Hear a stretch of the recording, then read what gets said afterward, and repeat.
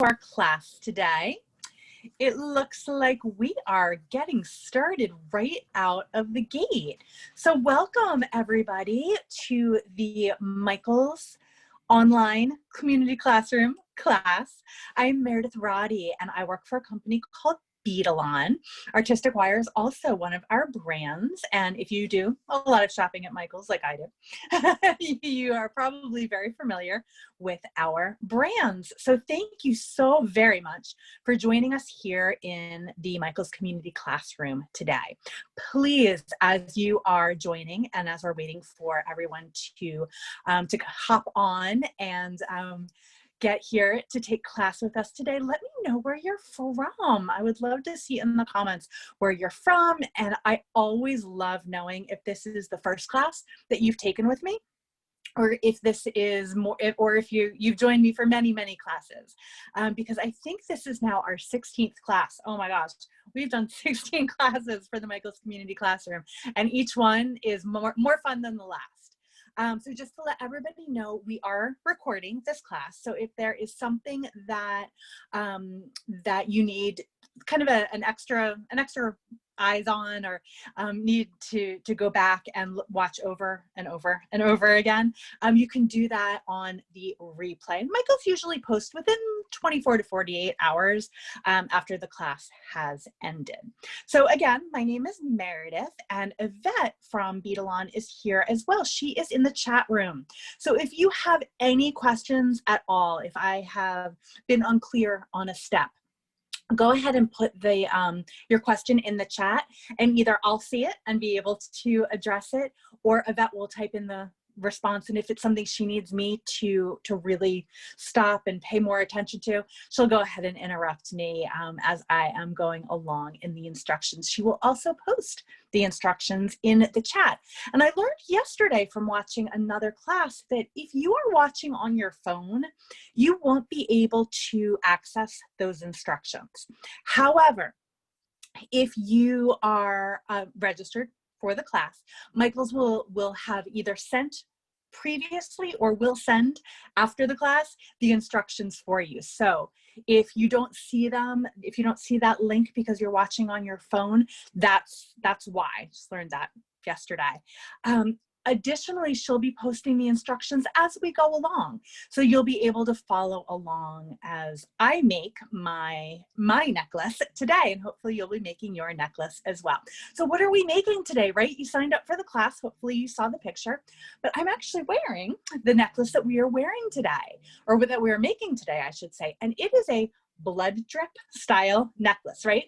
So it's October and Halloween is just around the corner. I can't even believe it. And so I thought it would be really fun for the Beadalon classes for this month to do Halloween themed. So this Wednesday is the blood drip necklace. And then if you go after we're done back to the Michael's Community Classroom page on the Michael's website, you'll see all of the rest of the classes for October as well. I think you'll like them. I had a lot of fun making all the different projects. So this is what we're making today.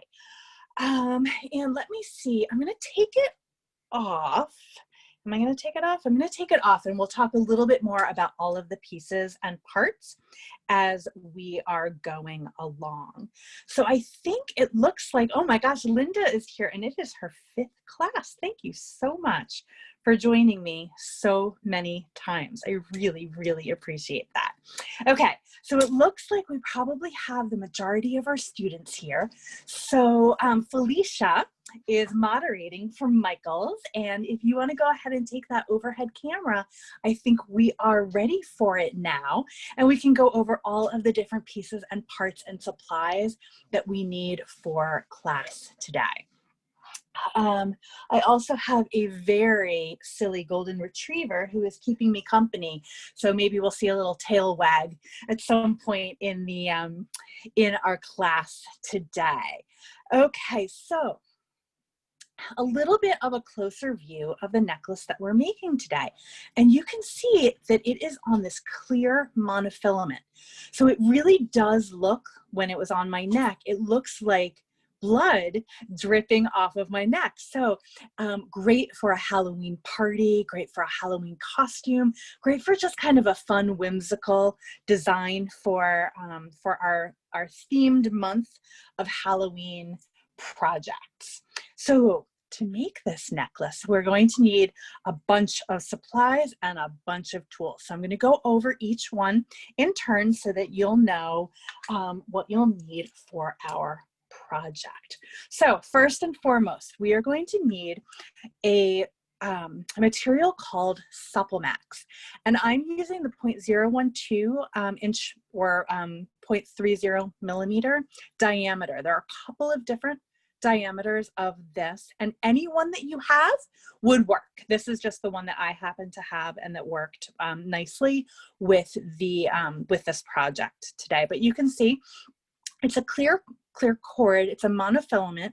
It would not be my first choice for making strung jewelry, but for this kind of a necklace where you don't want to see the cord at all, it is perfect. So Supplemax will be your stringing material for our class today. You will also need some artistic wire. Now this is copper wire that has an enamel coating and a tarnish resistant coating on top of it. And Finn is right here eating a business card, so that won't do. Sorry about that, friends. And this is 24 gauge. So real quick, just about this kind of wire, the higher the number, the thinner the gauge. So 12 gauge or 16 gauge would be much, much thicker. We are going to be using 24 gauge. And we are actually using this wire to make our own head pins. So it's kind of a bonus skill that we're going to be learning here with this project today, is how to make our own head pins. Now, if you don't like making your own head pins, if you don't have 24 gauge wire, if you have a ton of head pins in your beading stash, go ahead and use those for the project. I just think it's a lot more fun to make your own head pins, and it's a good skill to learn, and this is a great project to do that with. The next thing that you will need is the Findings Variety Pack from Beadalon, okay? And in this pack, we have a whole bunch of jump rings, 2 different styles of clasps, some tags. Mine's been used a lot, so you can see many of the pieces and parts are mixed up, but this is a sign of a good beading experience, right? Because everything is kind of all used up together. The next thing you're going to need are size 1 crimp tubes or size 0 crimp beads. These come in a variety pack at Michael's in 4 different sizes. And in the projects that I've done, I try to use all of the different sizes, and this is the smallest size. They're really little teeny tiny crimp tubes, but I think we'll be able to use them no problem. All right, so I think I have all of my materials. So now let's talk about the tools that we're going to use, okay? So first things first, pretty much always whenever you are doing any beading with me, you're going to need at least 1, if not 2, chain nose pliers. So this is kind of your second hand. And these are the sparkle handled tools, the sparkle handled pliers, I should say. And Michael's carries these. These are my favorites. I love the sparkle handled tools. Now, I am also going to be using a round nose pliers. So I want to very quickly in the beginning talk about the difference between these 2 tools.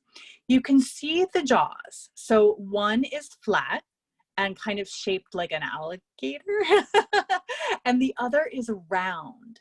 And whenever you want to make a loop or something round, that's when you use your round nose pliers. But if you are not making something round, that is when you want to use your flat nose pliers. Okay, so just keep that in the back of your mind as we are learning and as we are going forward in our class today. Okay, so then of course you always want a good cutter. This is a Beadalon cutter, but there's a similar one in Michael's as well that that you can use. And actually I have it right here, so let me show. That is the sparkle handle nipper, which is part of the whole set of sparkle handle tools. Then we are going to need something called a micro crimper. And this crimping plier has a very, very small jaw. And just for comparison's sake, I'm going to grab over here my regular, my regular crimping plier, and you can see how much smaller that jaw is on the micro. And that is what we're going to use to crimp these little teeny tiny beads. Okay, and we're going to talk a little bit more about matching up our crimp tools to our crimp beads in a little while. And last, and well, actually not last, we are going to need a nylon jaw pliers. If you've taken classes with me before, you know that I use these guys a lot to straighten out my wire. It also work hardens the wire a little bit, and we'll talk more about what work hardening means as we go along. Okay, so I've teased a couple of things that we're going to be learning today, and I've gone over all the tools. And then, of course, we're going to need some scissors and a measuring device of some sort. I always have handy my ruler. But as I always say, the fun part, right? The beads, that's always my favorite part of any kind of project. It's kind of like the icing on the cake, the part that I find to be the most fun. So I am using two different kinds of beads today. The first is this awesome set of 4 different sizes of Czech glass. These are, this is actually Chinese crystal, excuse me. And this is the glass faceted red. And there is the part number right there. And of course, in the instructions, there will also be the information about the part numbers. You've seen me use this, this set in a couple of different colors in a couple of different projects. I love it because it comes with 4, 6, 8, and 10 millimeter beads. And there's so many different things that you can do with them. And then the other beads I'm using today are these ruby red size 8. Or does it say size 8? It doesn't say size 8. It should say size 8. Oh, I'm sorry. Size 6s. Size 6 seed beads. So real quick about seed beads. 6s are going to be a little bit bigger. 11s are going to be a little bit, I'm sorry. 6s are going to be a little bit bigger. 8s are going to be a little bit smaller. And then 11s, you'd think that I didn't give this spiel all the time. 11s are going to be even smaller. And the size of the beads, if it might help, corresponds to the number that fit within an inch. So within 1 inch, you get 6 size 6 seed beads, 8 size 8 seed beads, and 11 size 11 seed beads, roughly. A little bit about seed beads, but we're using the 8s for this project. And you can see how much I love these beads because I only have this much left. That's how you know I really like a bead, because I use them in projects a lot. So that's all of the materials, lots of materials, right? But great stuff and things that you'll use over and over again for different projects as well. So it is time to get started with our actual project making. So the first thing that we're going to need to do is to cut 11 4-inch pieces of 24 gauge artistic wire. So very easily, right? We just measure out about 4 inches.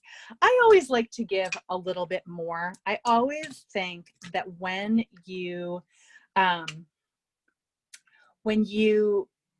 work with materials, when you work with wire, it is always better to just add a little bit more than to have less, because you end up actually wasting more wire when you don't cut enough.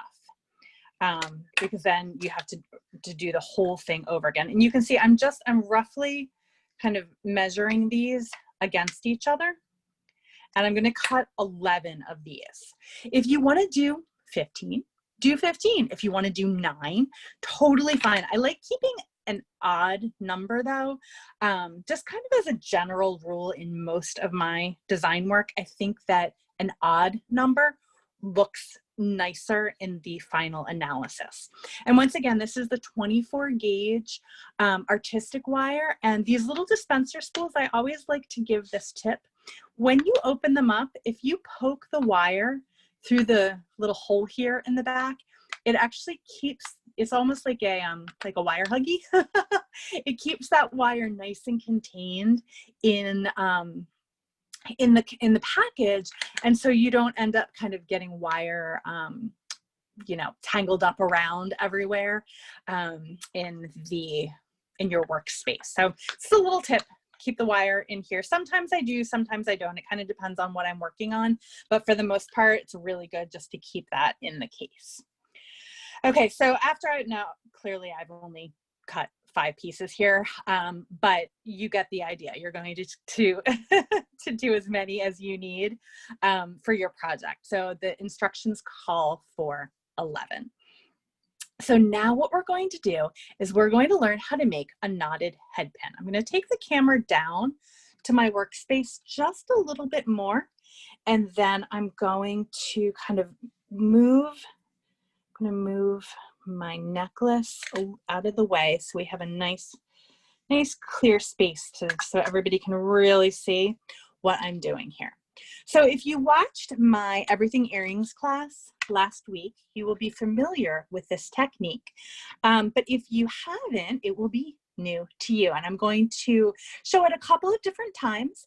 But again, since this class is being recorded, you can go back and watch it as many times as you need to.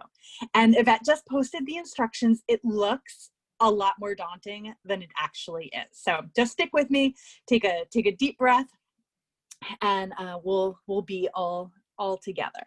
Okay, so now what I'm doing is I'm taking the round nose pliers, right? Because I'm making something round. I'm using my round nose pliers.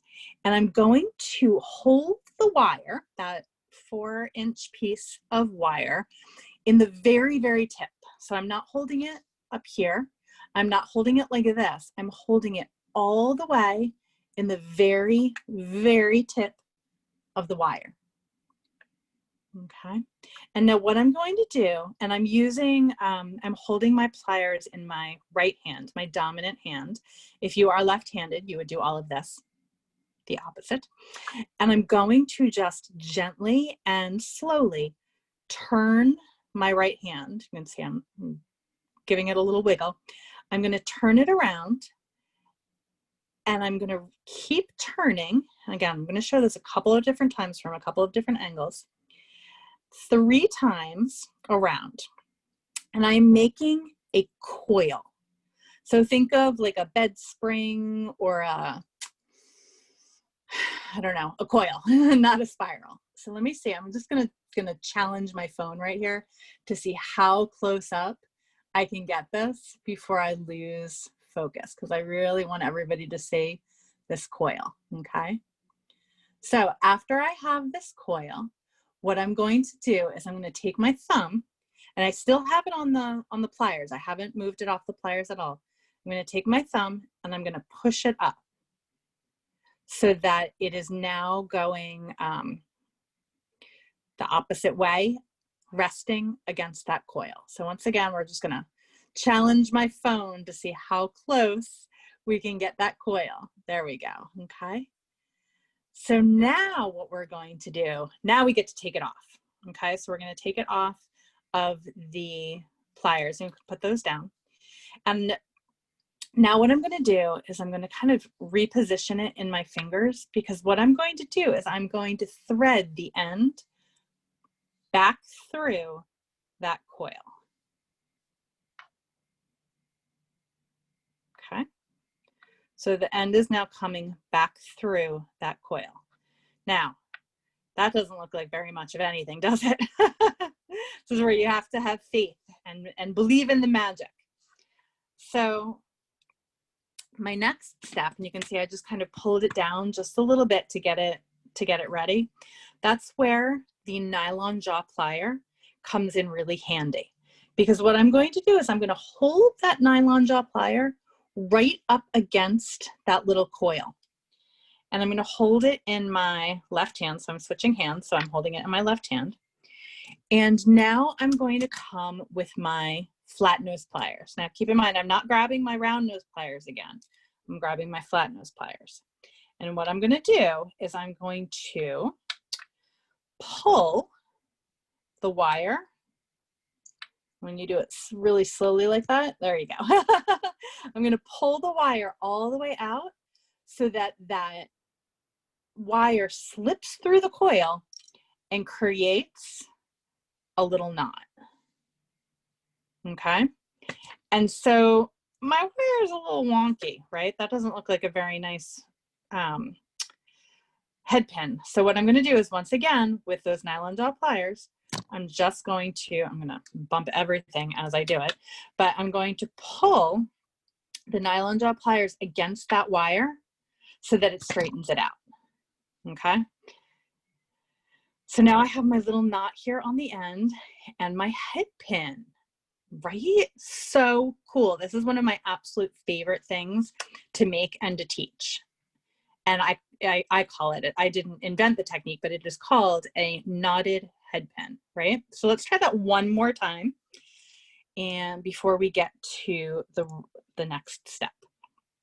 So once again, we're going to put the very, very tips of those round nose pliers against the very, very top of the wire.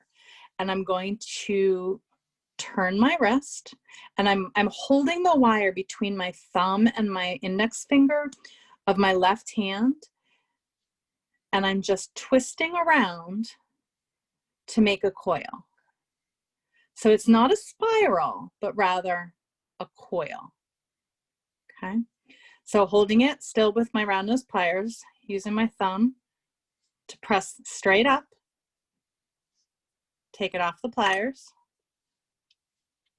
and then thread the end around and back through the coil. And this is where I like to say the magic happens. I take my nylon jaw pliers, hold them right up against that knot, take the flat nose pliers, and notice I'm pulling from close to the nylon jaw pliers. I'm not pulling from all the way out here. It just gives me a little bit more torque. Torque, is that the right word?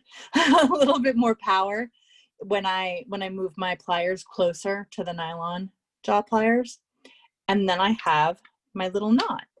And if I want to, I can either do it from one side or from the other side, but I just want to straighten that out so it's a nice straight head pin.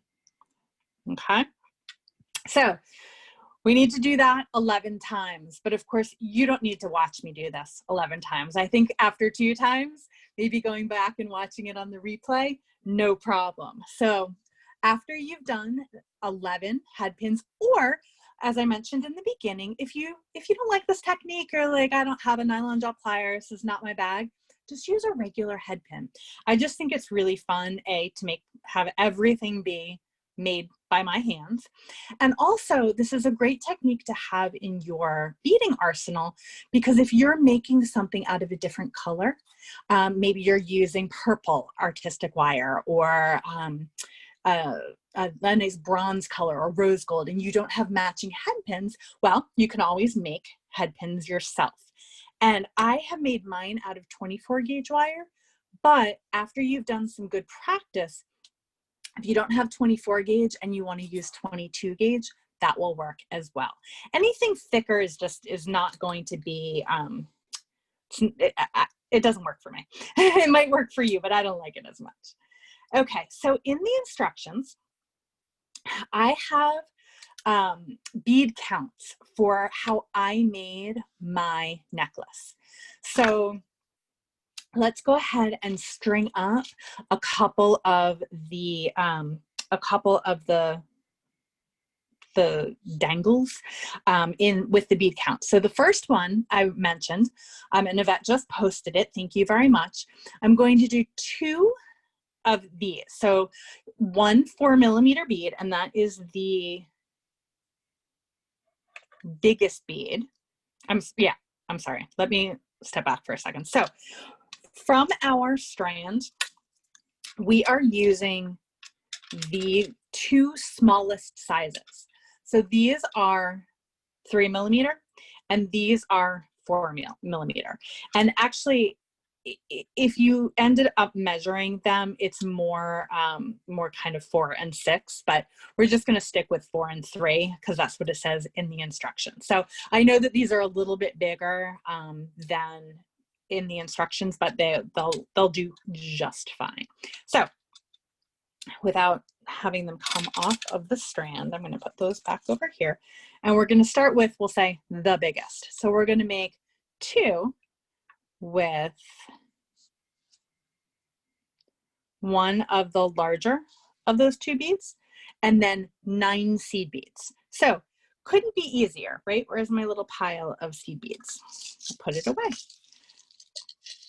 So I'm just going to spell out my seed beads here, and I'm going to thread up 9 on each. Now, the way that I like to do anything with seed beads, if I'm picking it up with a little piece of wire, you do not need to come in and pick this up and kind of try to get it on to the wire here. All you need to do is just gently pierce the seed bead. Let me see if we can get even a little bit closer yet with the wire. The bead wants to go on. It really does. And it will if you just gently allow it to go meet its friends on the wire. So 2, 4, 6, 7, 8, 9. So that is 9 of those size 6 seed beads right there on the wire. I'm going to do the same thing with my second wire. This is the easy part. I feel like in any project, there's always a tricky part and an easy part. This is the easy part, except for when you're trying to talk and count at the same time. 2, 4, 5, 6, 7, 8, and 9. So what you're going to do is that same thing with each of the counts on all 11 of your headpins. So following the counts in the pattern, or if you would rather make your own counts. You know, you don't have to have exactly these counts, but again, I like an odd number of beads no matter what I'm doing. So then on the top of all of your 11 headpins, you're going to make a wrapped loop. So again, if you watched my Everything Earrings tutorial last week, this will be old hat, but for those of you who do not know how to make a wrapped loop, it can seem daunting, but with a little bit of practice, no problem, especially with this 24 gauge wire. So we're making something round, right? We're making a loop, so I'm going to use my round nose pliers. And you'll notice on my round nose pliers, there's a little black mark through, or I guess over, all of the, or both of the jaws. And that is with a Sharpie, it's a permanent marker. And it's a great way to make sure that your loops are consistent every time. So for this, I'm going to line up. So make sure you guys can see my line. I'm going to line up my wire with that black mark on my pliers. And I have the pliers right up at the top of those beads. So they're not up here. They're not, I don't know, anywhere else. It's just right up there at the top of those beads. Because what that is going to do is going to give me the perfect amount of space to do the wrapped part of my loop. So see, what I'm going to do first is use my thumb, right? This is a great way to use your best tools, which are your fingers. I'm going to use my thumb and I'm going to bend this over at about 45 degrees. That looks good. Now, the thing about wrapped loops is all of the measurements are very particular. Okay, so you want 45 degrees, 90 degrees, perpendicular. It's not hard to make a wrapped loop. You just have to practice and be aware. And also, you don't have to have a perfect wrap loop, right? If you want, your wrap loops can be as messy as you want. I allow it. I give you permission and grace to have a messy wrap loop. Now, I'm holding my pliers. I've bent this over at a 45-degree angle. And now what I'm going to do is I'm going to rotate my pliers so that instead of my, my jaws being parallel to the ground, or to my workspace, they're going to be perpendicular. And I just want to double check, as I am holding things far away from my face, that I'm still lined up on that little black mark.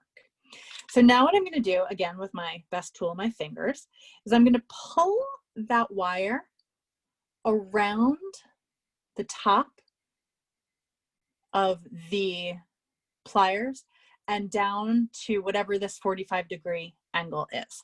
So I'm just going to pull this around, a little awkward for me, but so that everybody watching can see that angle on the loop. Okay, so let's bring this around. Now, the plier, or I'm sorry, the loop is around the top jaw of the plier, right? Now what I want to do is I want to reposition this so it is in the bottom jaw of the plier. So one more time, top jaw to bottom jaw, okay? And now what I'm going to do is I'm going to switch hands. So the plier is currently in my right hand, and I'm going to switch it to my left hand. Now this is how I learned how to make wrapped loops, okay? We're going to talk a little bit more about wrapped loops in just a second. Let's do the last step. So now what I can do here, because I'm using this 24 gauge wire, which is nice and pliable, nice and malleable, I'm going to take my fingers and I'm going to pull that wire straight back toward me so that it crosses itself at a 90-degree angle. Okay. And now what I'm going to do is, this part I like doing with the pliers, is I'm going to wrap, right? Because it is a wrapped loop. So I am wrapping my wire around until it fills the space between the pliers and the beads. Okay.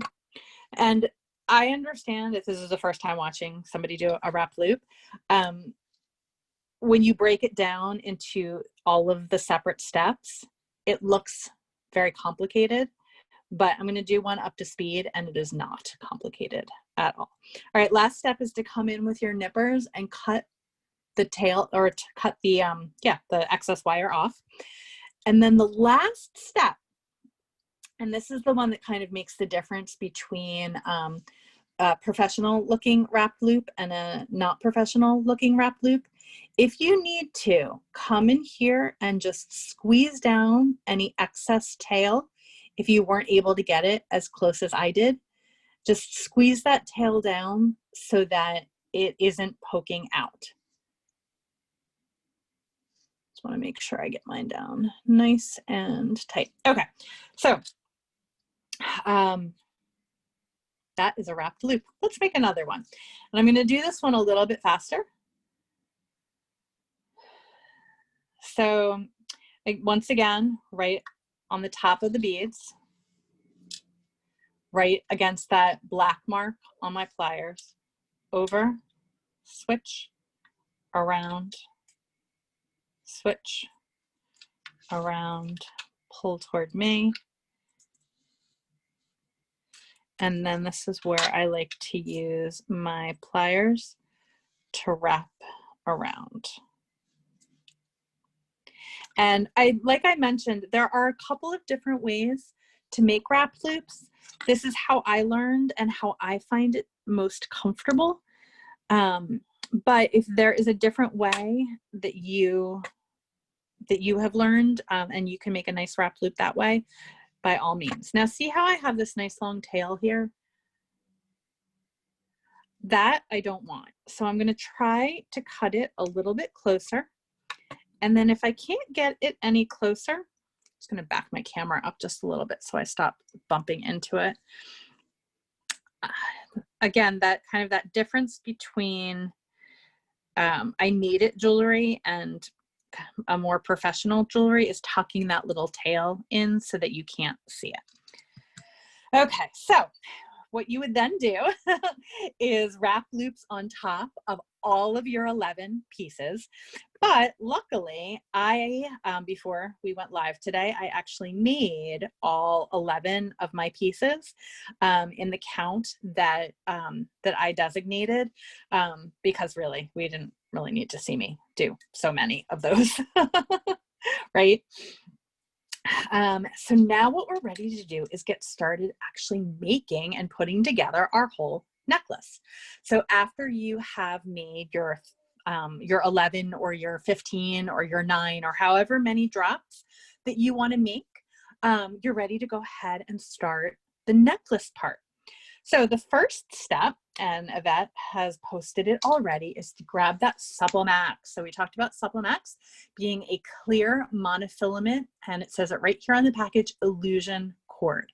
And that's what makes this stuff so great, because you can make a necklace that hangs off of your neck that you can't really see the necklace part, which is why this blood drip necklace is so much fun. Okay, so we're going to go ahead and cut between 16 and 18 inches. It kind of depends on, it doesn't kind of depend, it does depend on your neck size. It depends on how you want it to lay on your neck. Do you want it to be a true choker? Do you want it to be do you want it to be more of a necklace? That is a good decision for you to make based on how you want it to lay.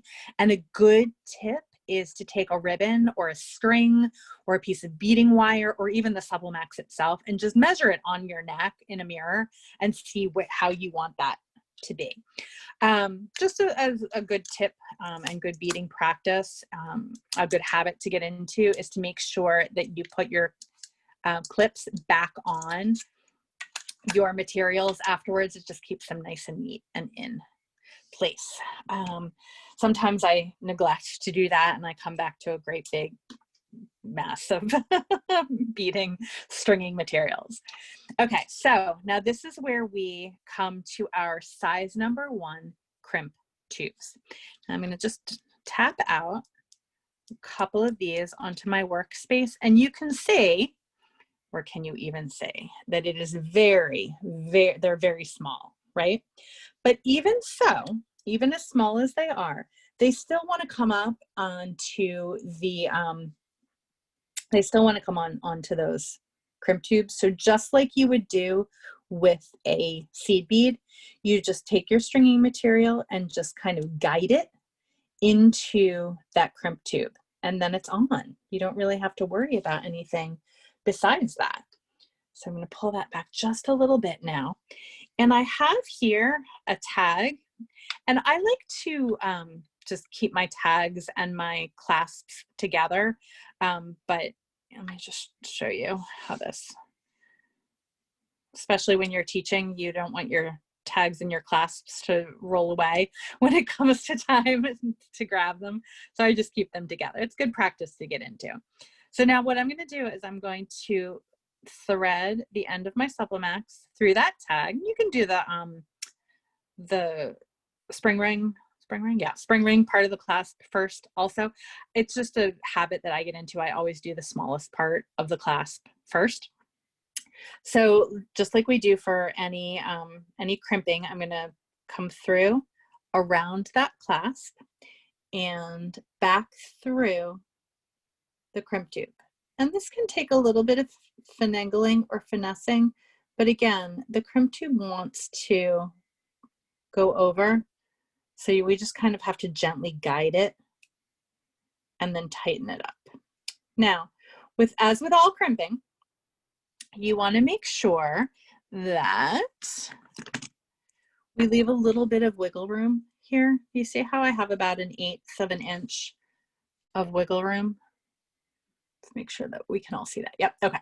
1/8 of an inch of wiggle room here. You do not want to tighten this up so tight that it's right against that tag.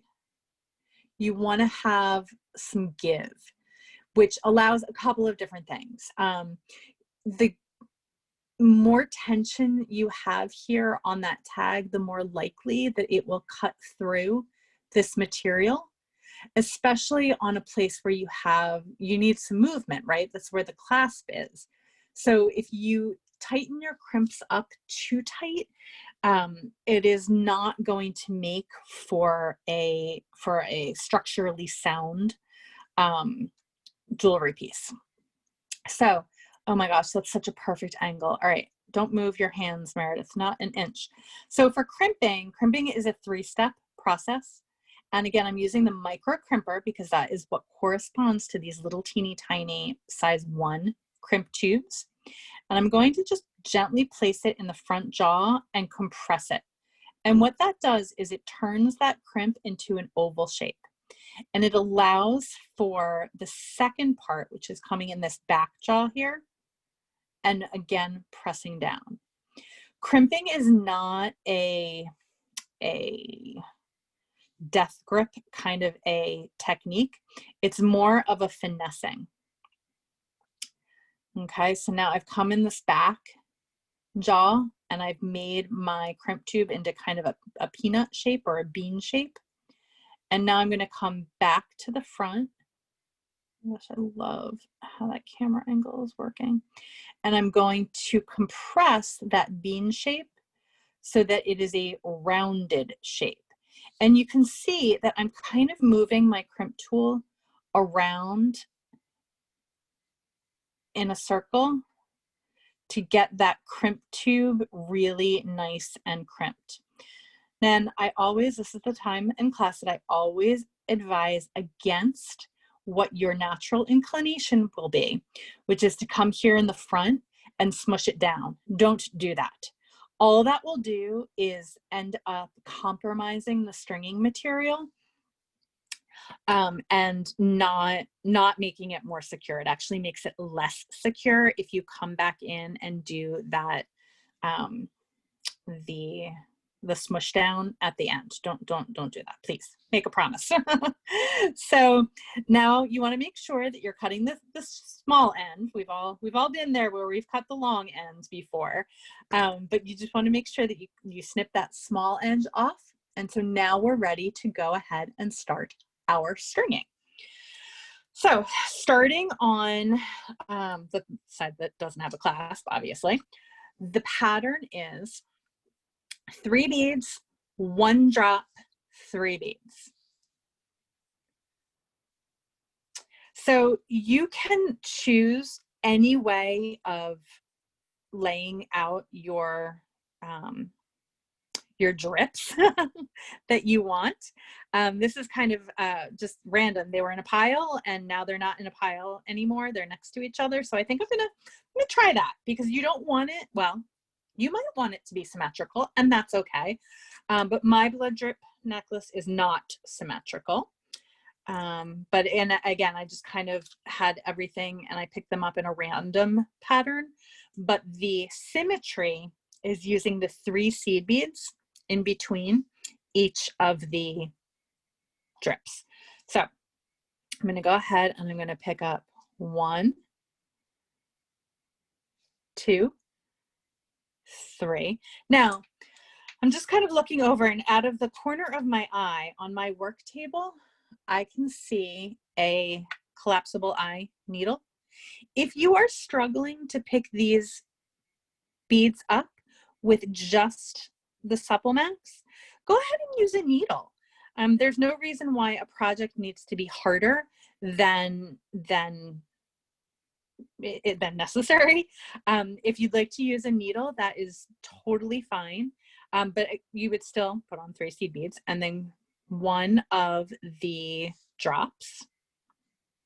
And the collapsible eye needle is great for the Supplemax because the Supplemax is thick, so it sometimes is difficult to thread on a traditional beading needle. So 3 and a drop. 1, 2, 3 and a drop. I do, however, like that you don't necessarily need to use a needle with a Supplemax. It will pick up the beads just on its own. And that's great for something that is so thin and so supple, but that you don't need a needle for. So there are a lot of variations in beading, and a lot of one of the things that I love doing is kind of trying to figure out what I can do with the materials that I have on hand. So I'm very fortunate because I have a lot of materials on hand, but I don't have everything. And so sometimes you kind of have to figure out, well, how can I make do with what I have? So maybe you don't have size 6 seed beads like I'm using today, but you have size 8 seed beads. That would be fine. That would be a great project to use with size 8 seed beads. You just have to adjust your count a little bit to see how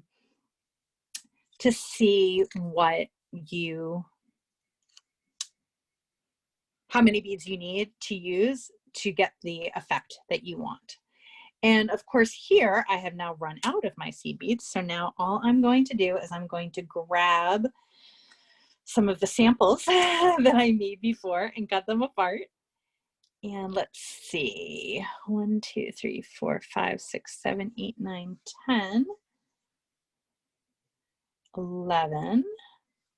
So I think I'm gonna need to cut this one apart too. That's what happens when you play with your beads so much. You end up using them. 2 and 3, right? Yep.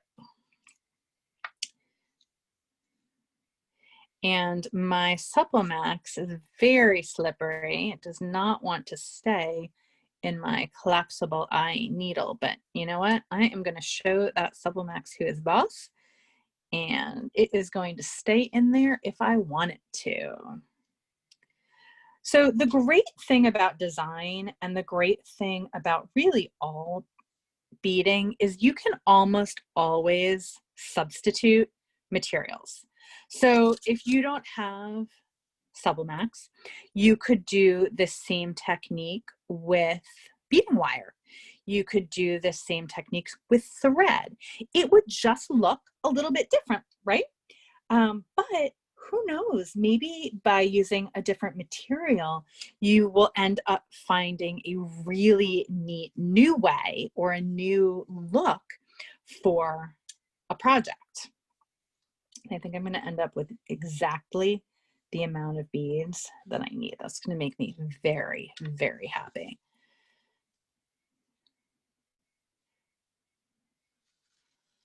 Got those, and 1, 2, I need one more bead. Do I have one? I bet that I have one probably on my floor. All right, so since I have run out of my seed beads, I'm not cutting apart my other necklace. I'm just going to go ahead and use a couple of these Czech glass beads on the other side. It might be cheating a little bit, but no one's going to know but me and you guys for right now. Okay, so now I have 1, 2, 3, 4, 5, 6, 7, 8, 9, 10. Okay, so I do have my 11, and now we're ready to do the other side.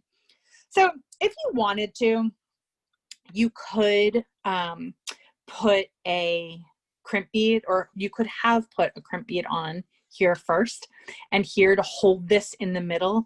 I like that it kind of has more movement and more fluidity, but that is certainly something that you could do.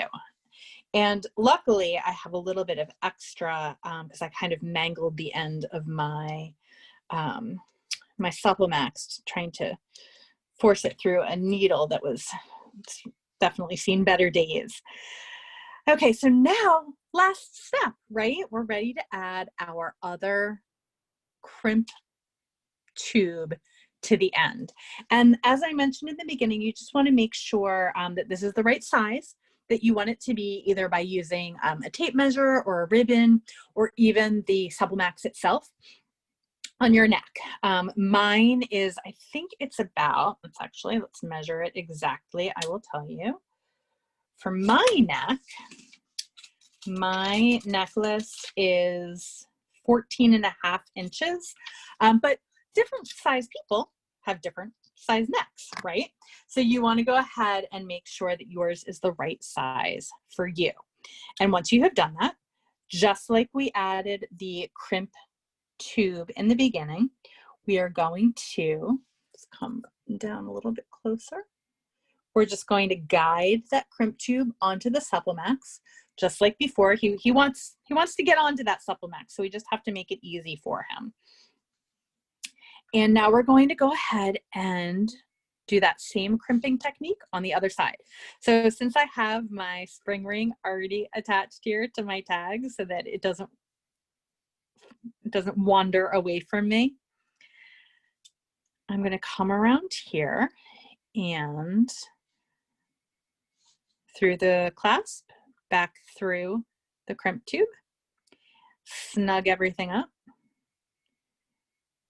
And once again, and here it's really good to kind of get that wiggle room to be even between the two loops. And it's tough to see because it's clear Supplemax, but that's on purpose, right? That's why we're using the clear Supplemax. So once again, for the crimping, we do it in the front part. Then we come in and do it in the back part. And so now we have our little bean. We're going to put our bean up and down back in the front part and squeeze again. And for those of you who didn't have the opportunity to watch the very, very first class that I did for Michael's, you can go back to the community classroom archives and check it out. It talks, in it, I talk all about crimping, about wire, about the different crimp tubes. That did not cut. That's what happens when you're not watching what you're doing. At least I didn't cut the wrong side, right? There we go. So you can see all of the different kind of a little bit more explanation on all of the different crimping techniques and tools and how you do everything. So this is our necklace for today, right? It's a little small, this one that I made, but I have to remake it anyway because I ran out of the beads over here, but just between you and me, don't tell anybody else. But that's it, right? So not very hard. Not very hard to do, and a lot of bang for your buck. A really fun, neat project to make. I'm actually going to put the my example back on, and then Felicia, I think we are ready to come back to the front camera and to thank everybody for joining me today. I'm just going to put this back on really quickly. Such a fun project and such a fun, I don't know, I feel like this Halloween is going to be such a tough one. I always struggle with getting clasps on. There we go. It's going to be a tough one. And I hope that people are able to be safe and still be able to enjoy the Halloween spirit and the Halloween fun. But even, you know, sitting on your Zoom calls, if you just kind of have a little subtle blood drip necklace going on, I think that would be really fun for everybody to have. So once again, my name is Meredith. I work for a company called Beadalon and Artistic Wire. We sell many of our products at Michael's, and I'm so grateful and so happy to be able to present all of these classes.